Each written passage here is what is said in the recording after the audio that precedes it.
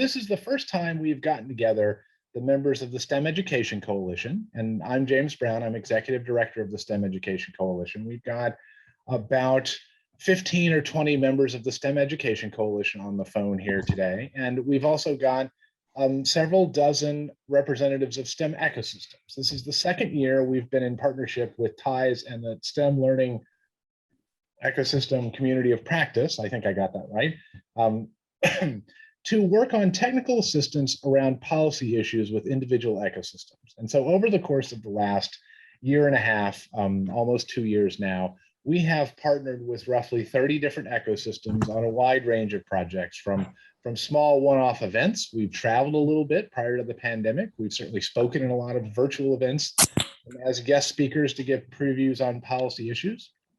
And we have partnered with a number of ecosystems on a whole life cycle of different legislative and policy issues. And so today, what I wanted to do was give one of our new partners a chance to talk about the history of their project over the last year and a half. So Tracy Mendez of the Austin STEM ecosystem is really, I think, a great example of what you can do in partnership and thoughtfully within this community in a relatively short period of time. So just to set this up a little bit, how we're going to do this is I'm going to give Tracy a few minutes to sort of give you her case story, and we will have some time for questions and for other comments. And then I'm going to invite any other ecosystems who are on who have kind of similar stories to share. We've lined up a couple that are already interested to just share little vignettes about what they've done in the hopes that you can learn from what others have done.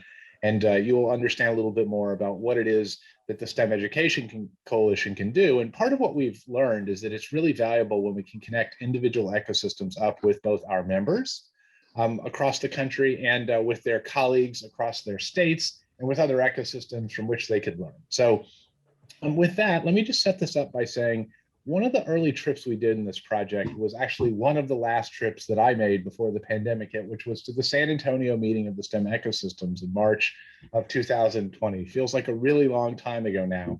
But Tracy was one of the first people who came up to me after the end of that session and said, you know, we'd really like to work together on policy issues. We'd really like to follow up and figure out what we can do. We're kind of new to this space, but we see some opportunities in Texas. You know, we're very well positioned. We're in the state capital. You know, we have a functioning ecosystem that's well established, and you know, we've got all the players in place. But you know, come help us with some policy issues. And so that was the beginning of, you know, honestly, a beautiful friendship. My colleague Austin and I, who works really closely in Texas, is from Texas, oftentimes is confused as being from Austin. You know, Austin and Tracy worked together on this project, which I will let them describe. And so Tracy, the floor is yours. All righty. Well, first of all, I come from the business world and I don't miss a good resource when it's presented. So when James got on stage, boy, yes, I was probably the first one in line. So I'm Tracy Mendez, Greater Austin Ecosystem. Delighted to be here and share the story on behalf of our ecosystem. I would offer you, we are at the very beginning of this story, you know, small victories at best. So there's a lot more to be done, and I'm really looking forward to benefiting from everybody else's commentary about the roads they've been on and more thoughts that you might have for us and lessons learned where you took our path and maybe you stumbled down the road. So let me give you a little bit of background, not any organizational chart, but we are from Texas. We are cowboys. We do things independently. So when the ecosystem came into play, 3 or 4 years ago, it was one of the first cohorts. It was very obvious that there were a huge amount of players in the STEM arena and nobody was talking to anybody. So the first charter was to connect the dots, and we really connected 2 communities. Community 1 was around the suppliers, if you will, and the other one was around, I'll call it the demand side, or the corporations who wanted the talent ultimately to come out of the STEM group. And so our structure is that we have corporate convenings and we have community convenings, come together 4 times a year, and the 2 groups talk about how to make things go forward. The first couple of years was really more around connecting the dots. Wow, you do this and I do that, and how do we talk better to each other? And that happened on the community side. But on the corporate side, the corporations were eager to put resources against it, especially volunteer resources. But at the end of 2019, having been one of the people that STEM and other nonprofits would come to in the corporate world, I brought our corporate players together and said, what do you need out of us? If you're participating in this group, what can we provide? And their number one requirement was, I need talent and I need a pipeline of talent. And to support that pipeline of talent, we need good PD professional development, because teachers not only need to teach physics, they need to have some background about what that looks like in the real world and how it's applicable. And I think this is pretty common nomenclature, CTE, you know, career and technology and technical, excuse me. So how do you then provide those kind of resources? So lo and behold, we've been participating, I know I have since I've retired from the business world, 3 years in just about every TIES event. And we would not and could not be here without our friend Jan. And Jan, I saw you on the call, Jan and her leadership and all the benchmarking we could do at TIES. And obviously the introduction then to James and to homegrown Texan Austin Hall, who really has been amazing. So let me give you the background. As we went into this in December, and everybody said in the corporate world, I need a pipeline. As we went into January, the legislative session was starting, and our legislature only meets every 2 years. So we wanted to get very, very focused about what it is we would go and ask them for, if it was policy formal, you know, and some kind of a bill to come out and support us. Now, in the background, we had COVID rolling along, and what became very apparent is that session prior to March, when the party stopped for all of us, was going to be very different. And we had to come up with one thing that we could go after and rally not only our troops, but hopefully a bigger contingency. And for any of you who like business books, I go after the world of The One Thing by Gary Keller. What was the one thing we could do? And I had a laundry list of what we could and should do, but frankly, there were hundreds of education bills. A couple of them spelled the word STEM in them, but most of them didn't. And so what was becoming prevalent was a conversation really in the background that had been going around for years around broadband. There were, and I tell you this background so you can see it's an evolution. You go left, you go right, you meet a new person, and you have to kind of go with the flow. And of course, Austin and James were there to help guide us on these policy conversations. And I would tell you, it was like bringing Texas expression, hot girl to the bar. Every time we were able to start a conversation, to be able to have our friends between James and Austin come and supplement a conversation I was having with a serious player in Texas, it was really strengthened by the kind of knowledge and policy understanding they had to the table. So in Texas, the things that were going on were two different committees. One was called Operational Connectivity, that was around education and broadband. The other one was a several-year-old, the Governor's Broadband Council. Two very different priorities, although it was broadband. Operational Connectivity was all about education, needing broadband, and the rural was about rural Texas, and we have a lot of ground here to cover, needing it. But the two weren't talking.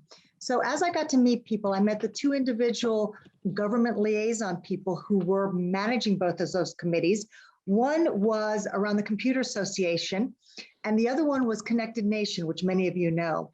And so the three of us got talking, saying they're going to come out with different recommendations, and we need to coordinate those efforts. In the background, Austin was also giving counsel to me that we needed to go to the legislature and say, do you understand the importance of broadband at this point in time? Because again, it was the one thing everybody could rally around. Broadband, as you can imagine, covers telecommunication, education, public safety, economic development in the rural world. And frankly, everybody got on that train. There were other groups that I got a chance to get in front of and brought them to the table. So there was a group called DECA, Digital Empowerment Community Austin. And so all the key players in urban Texas, the urban Austin came together, the city, the housing community, the United Way, the school system, et cetera. And they brought an interesting point to the table that said, it's not just about education and rural. Right here in Austin, we have gaps where we don't have broadband networks. So the bottom line to this story is there were a lot of players that came together.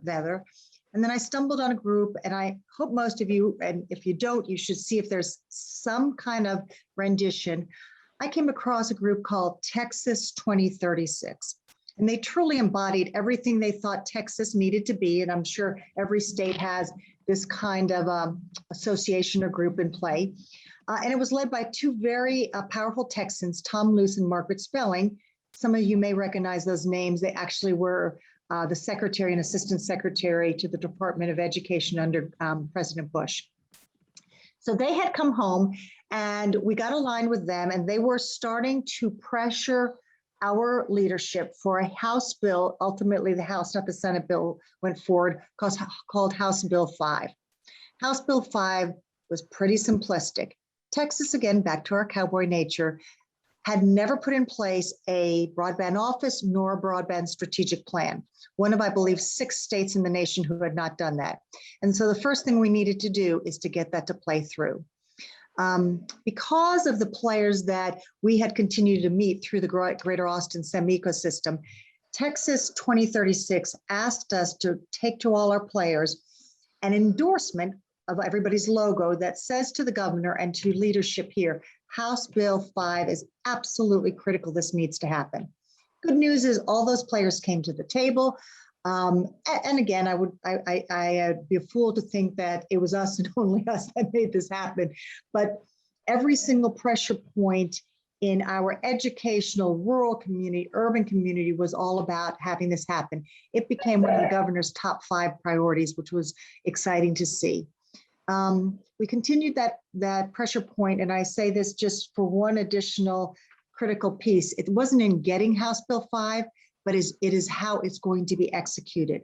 There was a lot of talk about where it should land. It landed in the controller's office, which we had a second whole round of endorsement because we thought the long-term execution could be much more successful.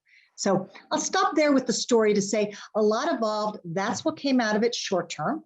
We know the fat lady has barely sung. She's uttered her first note. There's a lot that needs to happen. And now the STEM community is looking at ESSER 3, which is where we have some flexibility in trying to see dollars being used against STEM. So ours is a strategic plan that we won't lose sight of House Bill 5 and what that needs to accomplish, but how we continue to go forward. I would say, as I kind of close up on this, our pivot that we have now, if broadband was that first thing that we needed to get accomplished, our pivot at this point in time is to make sure that we get a collective voice speaking about how STEM has great impact on economic development. Texas is growing by leaps and bounds, second largest behind California at this point in time. We've had the semiconductor business for quite a while. But the Teslas of the world, Amazon's putting in not that big second headquarter, but a pretty big location. We need, and my call to action is, we need to actually home grow our own talent. It is an economic development conversation. It is not an underrepresented community conversation. And I only say that because people give a pleasant head nod to underrepresented communities, and sometimes that doesn't get the funding, the traction, the attention it needs to. It is hard pressed for anybody not to come around the economic development conversation. So I'm going to hand off to Austin, because if my commentary and my soundbite that I'm talking to as we get our corporations to the table and the rest of our groups that I've mentioned before, discuss the next leg to getting STEM visible and prominent and spending the monies that are coming accordingly. If my soundbite is homegrown talent, then Austin Hall, and Austin's going to pick up here, STEM soundbite, excuse me, is STEM is no longer a luxury, it is a necessity. And we kind of think between those two, if we can rally the troops, get a elevated, impactful elevator speech for all of us to be talking the same track, we can now start pacing ourselves for the next piece of this journey. So I thank you for your time, and love to hear the rest of the stories. And Austin, hand off to you and your smiling face. Yeah, thank you so much, Tracy, and thanks for providing all that background. I think it's important to note that a lot of this just started by simply engaging engaging, Tracy took the initiative to engage James and I, and it was through there where we really just fostered continued conversation to really strategize, okay, how do we first just get in the space of advocacy at the state level? How do we grow our partners? Because we know, especially in Texas where it's so large, you really can't make a splash by yourself. You have to have partners to advocate on behalf of education, workforce development, broadband. You have to have partners to do it with you. And that's pretty much true everywhere else. And so that's how we really got started on this. And I think kind of to Tracy's final point that I will build on and try to keep it short here so we can really have a conversation. What we learned throughout this process is that by having those partners just focused on broadband, we've made many new friends that we can now focus on STEM education and the K through 12 level, higher education, workforce development, and beyond. And so now, as you know, the session wraps up, and there's obviously some crazy things happening in this special session. I think several of my Texas Democratic colleagues are spending some time with us here in Washington for the next month, which is a little bit crazy down there for a minute. But what we're now focusing on is rallying our community around this idea that STEM education can no longer be seen as a luxury. It has to be seen as a necessity. The pandemic underscored this and it exacerbated it. And so that's our focus going forward. And by doing all this work that we did on broadband, we have the partners to kind of help lead that conversation. We're starting to get involved with the Chamber of Commerce, this group, Texas 2036, which has many of our friends in the corporate world part of it. They're going to be valuable partners for this. So go ahead, James. So a couple housekeeping items. So I see a few people are not muted. If you're not speaking, please mute your screens there for us. And secondly, Austin, let me ask you a question to just kind of start this off. So, in my mind, one of the key aspects of this was when the ecosystems interacted for the first time with Texas 2036 and sort of, they're a group that STEM was one of many, many things they were focused on as an agenda item. Talk a little bit about, and Tracy, this is a question for you too, talk a little bit about what you saw the ecosystems in Texas, because you were not just one ecosystem here, you were using some of the other STEM ecosystems in Texas, sometimes speaking as the whole state, sometimes just as Austin. But what did you bring to the interaction with Texas 2036? Why were they interested in working with you, and why did they see this as being valuable for them? So I'll kick that off and say, from my sales career, I have learned you just continue to softly reach out and touch people. And so always everywhere, always connecting, always asking for the opportunity. And probably the most important part is being able to leverage the resources, James, you and Austin bring to the table, because the credibility is 5x when you can talk about policy in STEM and broadband across the nation. When it comes to, you're right, we were in Austin. Austin is the state capital, but we have partners, and I was remiss trying to make sure I didn't take up too much time. We have already started to build our ecosphere. For those of you who've heard Jan speak about an ecosphere, which is taking all of the ecosystems in either a geographic area or in a state and starting to get that conversation a little more connected. So in Texas, we have Alamo. And we also have, and I believe she's on the phone with us listening in too, the Texas ecosystem, which is actually out of TEA, which is the Texas Educational Agency. Fair enough, they're, a governmental arm, but we, and so they have particular parameters and charters that they stay within. But that was a broad conversation that says we're all very aligned. I did not go forward as Greater Austin. We went forward as the STEM ecosystems in the state of Texas. So Austin, what is your particular thoughts and comments on that? An embellishment. Yeah, and I think we had the benefit of Texas 2036 being a relatively new group. But one thing I think that they really, did as a valuable partner that I think we recognized, and perhaps why the relationship worked out, is that they were, very open to involving, a broad range of stakeholders. Their entire vision is how do we get the most stakeholders around our collective vision of making Texas, of making, all Texans prepared academically in the entire workforce system for the future, which is why it's called Texas 2036. They want to be a viable, innovative hub for everything that we believe in by 2036. So I think we were lucky in that aspect. They really needed some more voices in the education space, particularly, but they also needed somebody who knew how to connect the business to the community colleges, to the K through 12 folks, to the after school folks. And that's what, ecosystems are particularly good at. So that's how I would answer that, James. Well, and Austin, I think it also helped, the way you guys got connected with Texas 2036 was through Texas Instruments, which is one of their founding donors and one of our members. And there's, no better way to get introduced in that conversation than to have, one of your supporting funders say, hey, this is a group that you should work with, right? And that's a formula I think, we have started to apply in some other places where, if you look at our corporate members, almost all of them are going to have some relationship like that in any given state, depending on what their footprint is. So I thought that was an important part of it because, we got on the phone with Margaret Spellings and talked through a strategy, right? And right. She had the gravitas and we were sort of the ground troops.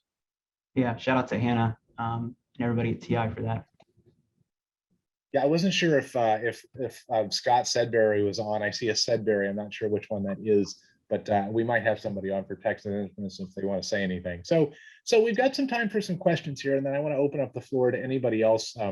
We've got a couple other folks who are interested in speaking and telling a little bit about what they've done, but we've got some time for questions here if anybody has questions for Tracy or Austin. Let me see if I just got something in the chat here.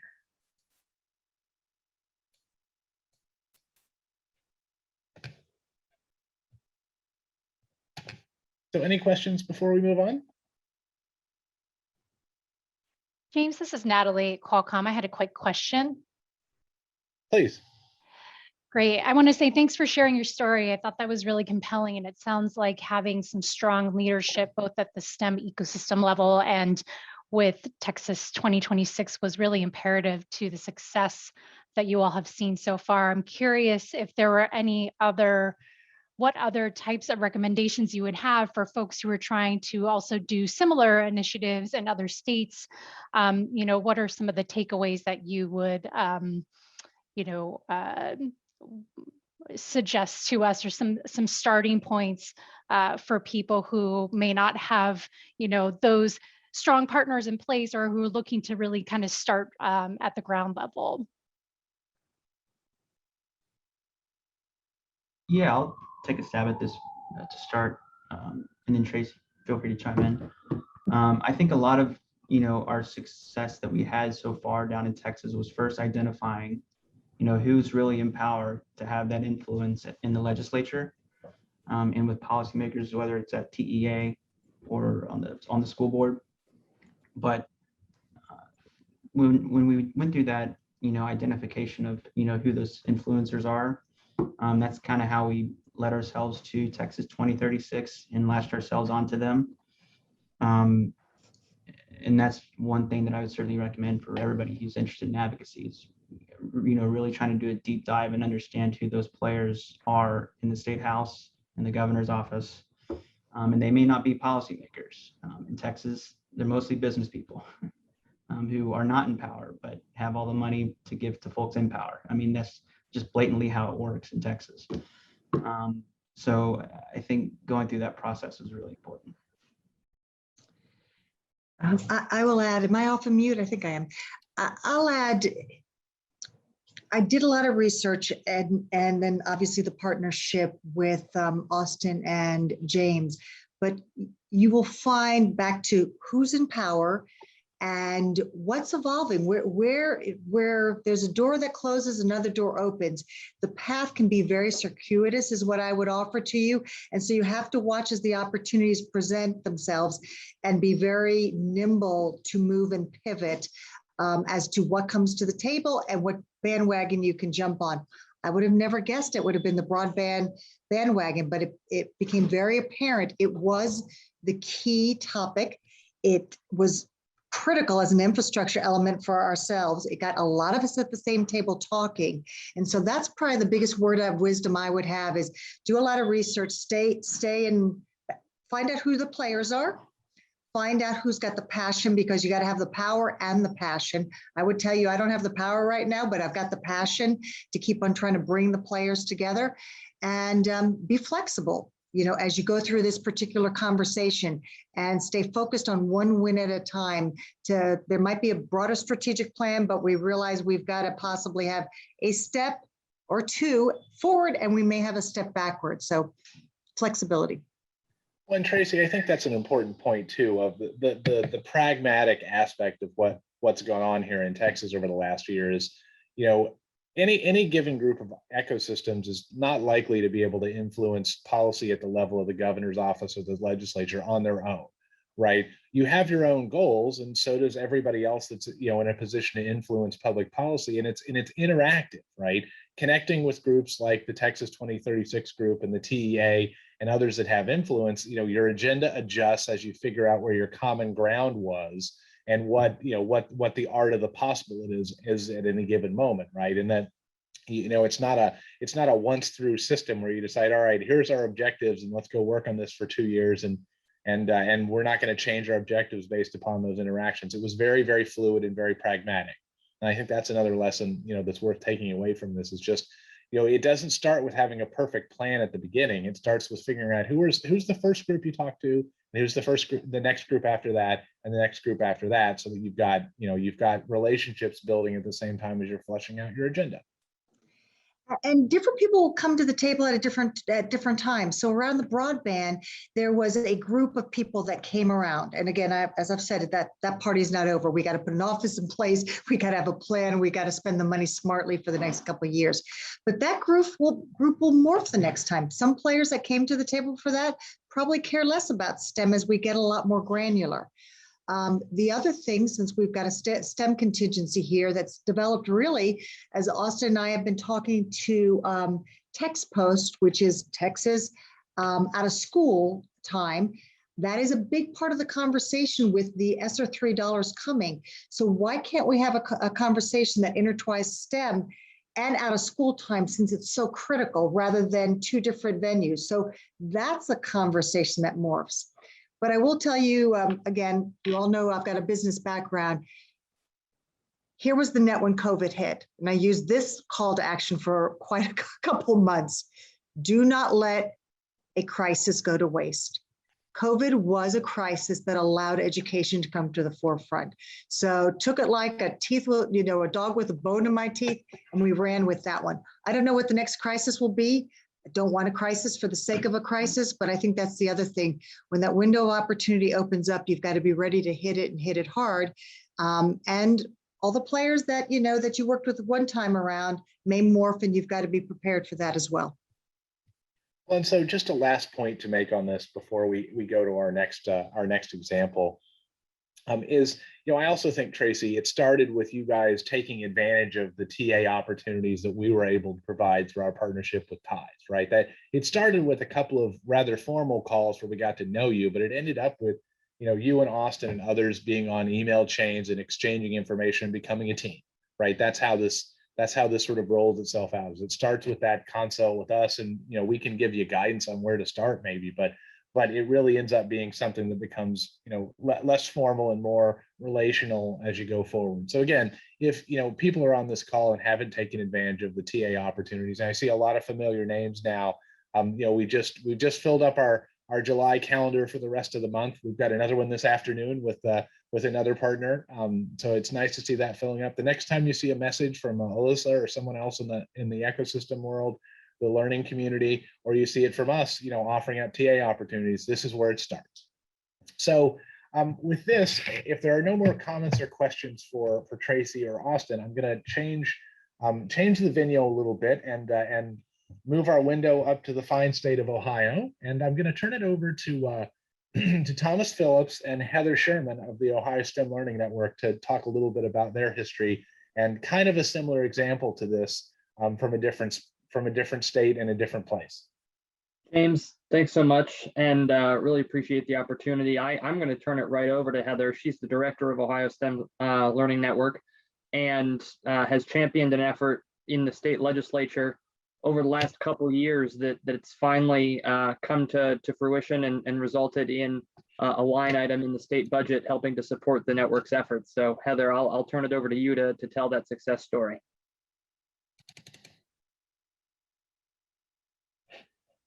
You're on mute there, Heather.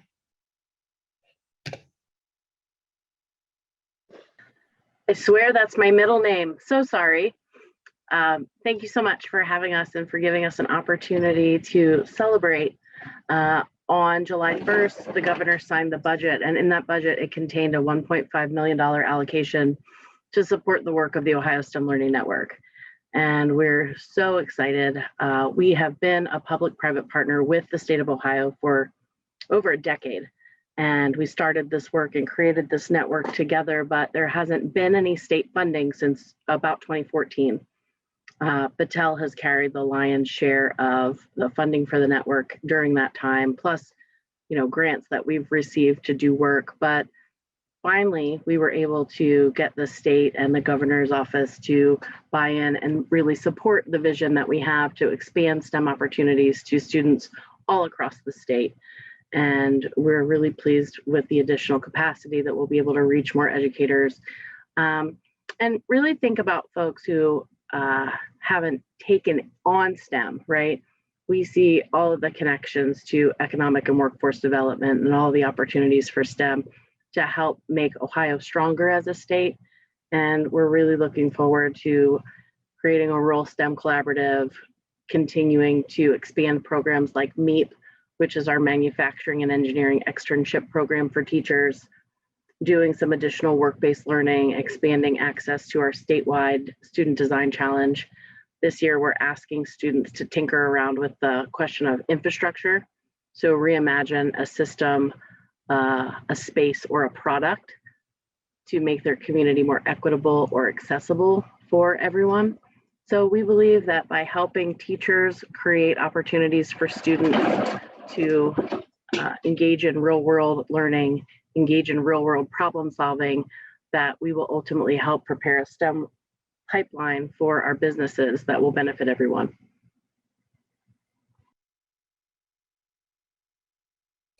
So Heather, can I ask a couple of questions? So talk a little bit about what the process was to create the opportunity for some new state funding in Ohio. What was that interaction like?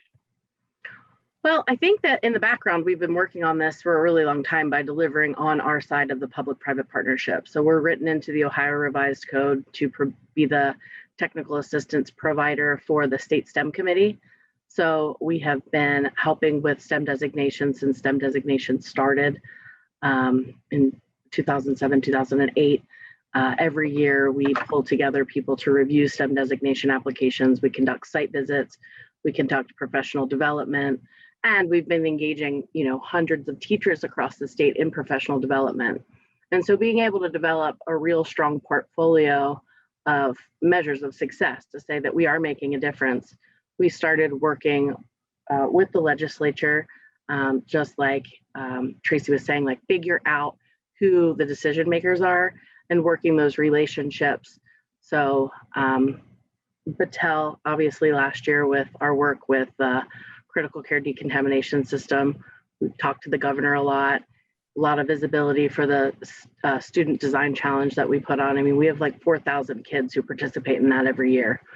And so being able to have a strong portfolio of work and then being able to come up with a solid plan, I think was really important. We're aligned to the state priorities with regard to workforce development, with regard to helping schools implement industry credentials, and really making sure that what we're doing is aligned with the state, and then articulating that we've been able to do that, and an investment in spreading this even further, I think was a signal that the state believes and supports in the work that we do and believes that we can get the job done.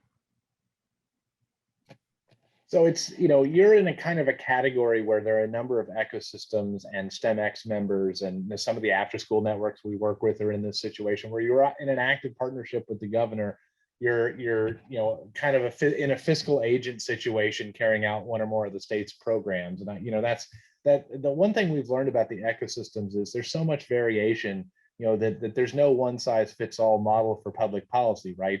One thing though that I think a number of groups in your category are sort of, what were the sensitivities of being a group that already had a relationship with the state of Ohio, and being involved in that, and how did you approach advocacy maybe differently than you would have if you were an entirely independent entity? So I think, so you're saying what advice would you have for people who don't have a relationship already?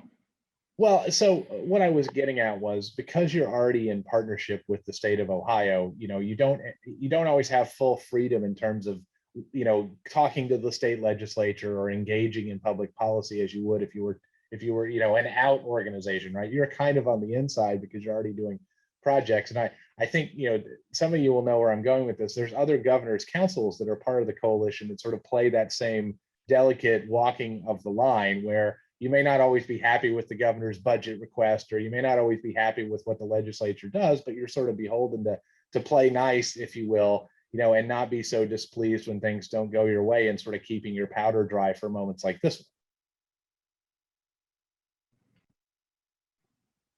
Absolutely. But I think, let's say that you don't have favorable situation at the moment. I still think figuring out ways to get in and support. We do a lot of work with the Ohio After School Network, and they don't have a public-private partnership to speak of, and they've still done a great job of building those relationships from the ground up, from city council members to working with the Department of Ed and thinking about the 21st century programs.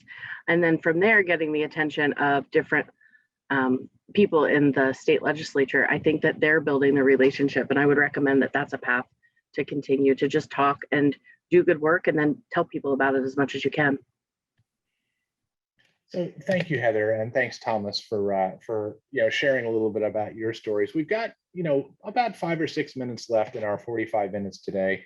Wanted to open up the floor for any questions for any of the people who've spoken, or anybody else who wants to share a little bit of an example of what they've done. And as those of you who are coalition members know, if the silence goes on too long, I'll just start calling on people. So I'll give a few minutes for anybody to offer any further questions or comments.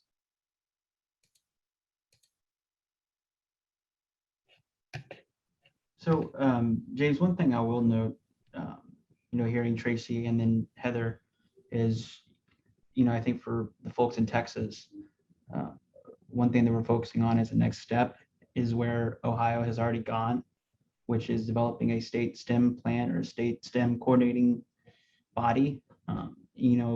In Texas, there is a workforce coordinating body statewide, but Texas does not have a state STEM plan. And I think that's going to be the viable vehicle for how the Ohio STEM Learning Network has got involved in the first place.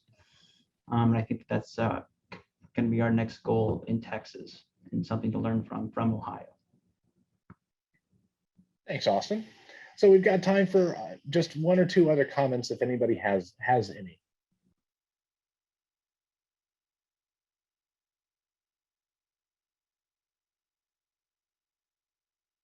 So we've got a question here from Laura Puritan, Metro West. That might be in Florida. So here's the question.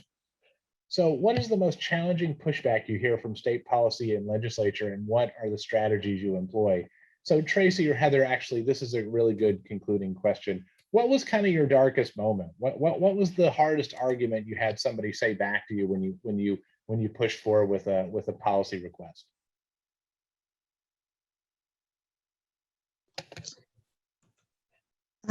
I'll take a run at that. I think the biggest objection you don't get is the one that is not vocalized to you. It's the hidden one that you're darting around.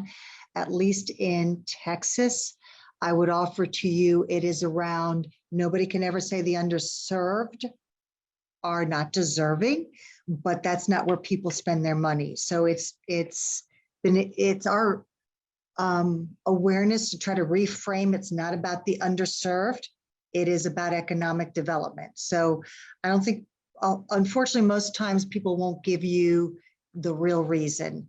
So that's been our experience here. Really great observation, Heather. Tracy, I'm with you. We didn't have a lot of vocal opposition. Thankfully, people were pretty supportive. However, you don't always hear from the critics. And I think our biggest strategy was to make sure that we were super clear that this was meant to be for all students. I think that's always been the hardest thing is making sure that people who don't have a super strong STEM identity feel compelled to engage in STEM work. And so being able to talk about it from the workforce development, economic development, human skills lens is really important to make the conversation about STEM more inclusive than it ever has been before. Heather, I would add to that, something I think that you did successfully was employ data. A lot of data-driven results of the work that we had done and forecasting how the state's investment could be amplified based on a lot of high-quality data that we collected in the work that we'd already done in the state. One other brilliant example I saw, and I apologize, it might be Ohio or Idaho. I think Idaho is on the call. And because I'm on vacation, I don't have it physically in front of me. At one of the TIES conferences, I saw a pullout. It was literally a business card size fold out. And it walked through what happened in STEM line item by line item by line item in that particular state. Somebody knows which one I'm talking about, please jump on. It is brilliant. And the reason I bring this up, it's one I've been working on here in Texas to figure out how you take those objections, whether they're hidden or obvious, and walk people through with the data that Heather has put together for Ohio to say, here's where we've come from, here's the problem statement, here's why it's valid, and here are potentially some of the solutions. And the quicker you can make that elevator speech something that's consistent for your ecosystem to hand out and for your bigger system, ecosystem or ecosphere of partners to speak to, helps identify, because then eventually you can get pushbacks and figure out if there's a sore spot that people can't rally around and then tackle that specifically. But who did that? Because if you all haven't seen it, it is a brilliant way to rally your call and be very focused with any objections you have. So it was mentioned in the chat that was an Iowa document, and I think we just have a link to that. It's on their website. It's in the chat if you haven't seen that. Give people a few minutes to look at that before we reach the end of our time. So let me first thank all of our speakers: Tracy, Austin, Heather, Thomas, everybody who contributed to this. You know, this is intended. We've sort of wrestled with this challenge of how do we share good stories on what's happening in these public policy partnerships in lots of different places. We've interacted a lot with the after school community kind of similarly. This is our first chance to get this group together and have some back and forth, and would obviously welcome your feedback on whether you thought this was valuable. So we will send around a little bit of a chance for people to give us some feedback on this. It's something we intend to do in the future, where we get a handful of our coalition members together with some slice of the ecosystems that are interested, and hopefully we will see you again in a couple of months, I think. So again, thank you everyone for your inputs, and I hope you thought this was valuable. It'll be on our YouTube channel if you want to send it around to anyone else. So thank you very much, and enjoy the rest of your day. Thank you.